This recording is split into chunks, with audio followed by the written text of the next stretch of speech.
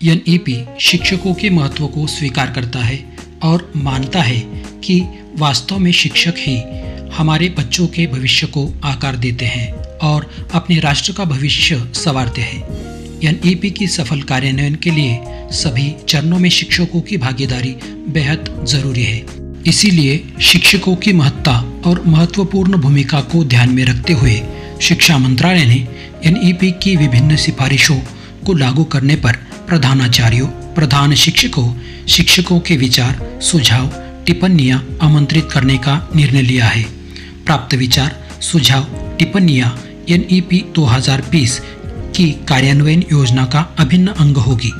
यह सिस्टम में शिक्षकों के महत्व को रेखांकित करता है और उनसे 21वीं सदी के कौशल और बच्चों को समग्र शिक्षा प्रदान करने में उनकी भूमिका की अपेक्षा की जाती है।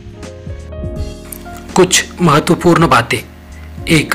सरकारी सहायता प्राप्त, निजी गैर सहायता प्राप्त स्कूलों के सभी प्रधानाध्यापक, प्रधान शिक्षक इस कार्य में भाग ले सकते हैं। 2.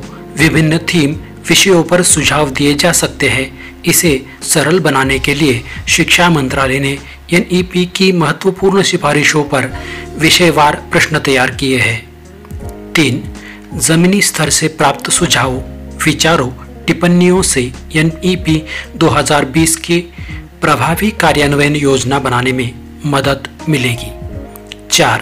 प्रतिभागियों को एक साधारण रजिस्ट्रेशन फॉर्म भरकर मंच पर अपना पंजीकरण करना होगा। सभी अध्यापकों से अनुरोध है कि वे अपना अमूल्य विचार अंतिम तिथि 31 अगस्त 2020 की रात 12 बजने से पूर्व जरूर रजिस्टर करें। अब किस तरह हमें हमारा अभिप्राय रजिस्टर करना होगा, इस पूरी बात को समझ लेते हैं।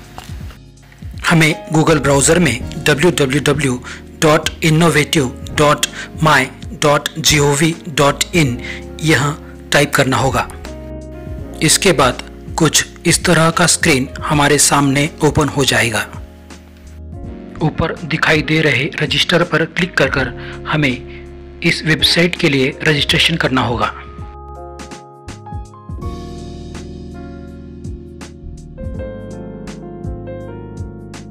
यहाँ पर हमें खुद का नाम, ईमेल, नेशनैलिटी, खुद का mobile number, date of birth, gender, यह सब बातें फिल करने के बाद क्रिएट अकाउंट पे क्लिक करना होगा।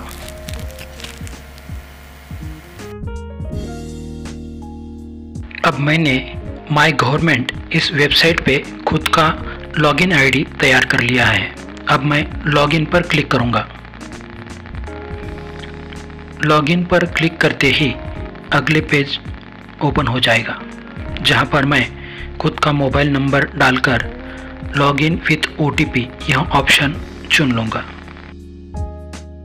मैंने जो मोबाइल नंबर रजिस्टर्ड किया है उस पर मुझे ओटीपी आ जाएगा और वह ओटीपी डालते ही मैं लॉगिन हो जाऊंगा।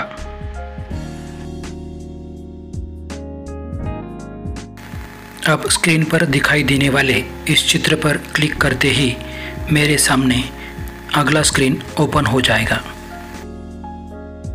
अब अगली स्क्रीन पर दिखाई दे रहे रजिस्टर नाउ पर क्लिक कर हमें एक अध्यापक के नाते फिर से रजिस्टर होना होगा। यहाँ पर हमें स्कूल का यूडाइस कोड, खुद का मोबाइल नंबर और खुद का ईमेल आईडी फिर से दर्ज करना होगा।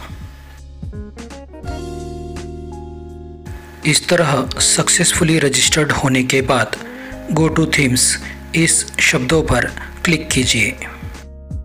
अब हमारे सामने थीम्स का पेज ओपन हो चुका है, जहां हमें अपना अभिप्राय दर्ज करना है।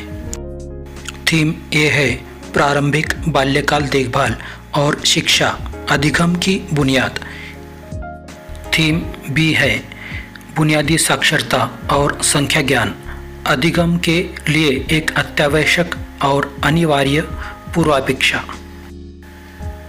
थीम सी है ड्रॉप आउट दर को कम करना और सभी स्तरों पर शिक्षा की सर्वसुलभ पहुंच सुनिश्चित करना। थीम डी है स्कूलों में पाठ्यचर्या और शिक्षा शास्त्र अधिगम की प्रक्रिया संपूर्ण, एकीकृत, मनोरंजक और कारगर होनी चाहिए। थीम ई शिक्षक संबंधित है, जहां सबमिट सजेशंस पर आप क्लिक कर अपनी राय दर्ज कर सकते हैं। थीम एफ है समान और समावेशी शिक्षा सभी के लिए अधिगम, तथा थीम जी है स्कूल परिसरों क्लस्टर के माध्यम से प्रभावी संसाधन जुटाना और प्रभावी अभिशासन।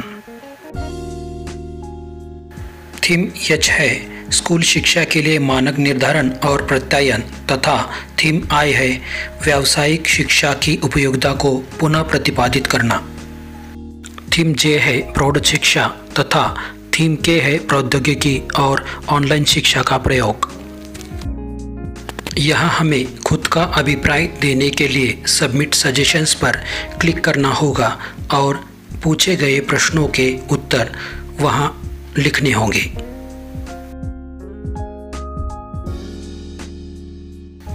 इस तरह हमें एक अध्यापक के नाते राष्ट्रीय शिक्षा नीति के निर्माण में अपना खुद का योगदान देना होगा। धन्यवाद।